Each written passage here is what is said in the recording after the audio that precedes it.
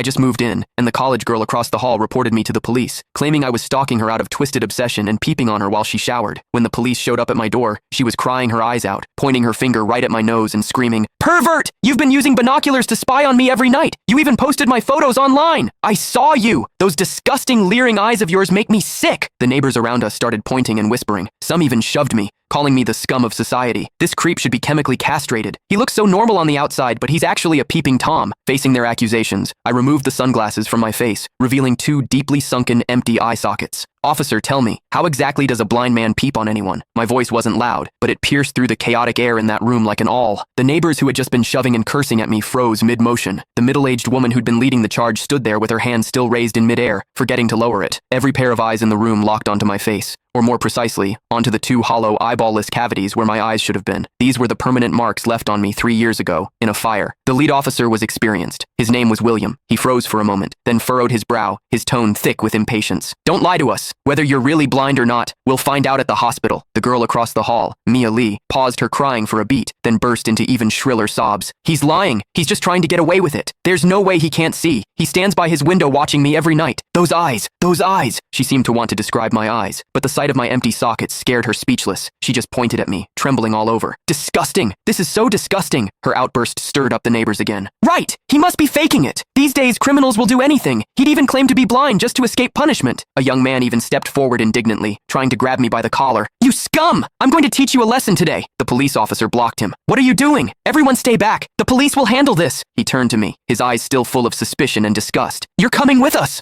I didn't resist. I calmly held out both hands. Cold metal touched my wrists. Two younger officers flanked me on either side and led me toward the elevator. Behind me, Mia's crying mixed with the neighbors' curses into a chaotic din. "Scum of society! Get out of our community! Hope you rot in prison!" I could see the righteous expressions on their faces. I could also hear the pleasure in their voices as they trampled me into the mud. I stepped into the elevator. The metal doors slowly closed, cutting off the noise from outside. One of the younger officers, probably new to the job, couldn't help but ask me quietly, Are you really blind?" I tugged at the corner of my mouth but didn't answer. The other officer patted his shoulder, signaling him to keep quiet. But I knew that in their minds, the scales had already tipped completely in favor of that tearful young girl. After all, it was a young, pretty, pitiful college student on one side, and on the other, a suspicious man living alone, wearing sunglasses. In their eyes, it was crystal clear who was the victim and who was the perpetrator. What they didn't know was this: sometimes, what the eyes see is the biggest lie of all. And I, a blind man, had seen something that none of them had. For instance, when Mia accused me, her heartbeat was steady, without a single ripple of genuine emotion. The interrogation room at the police station was harshly lit by fluorescent lights, and the air smelled faintly of mildew. I sat on a cold metal chair. Across from me were William and a female officer. Click the link in my bio to get the full story for free.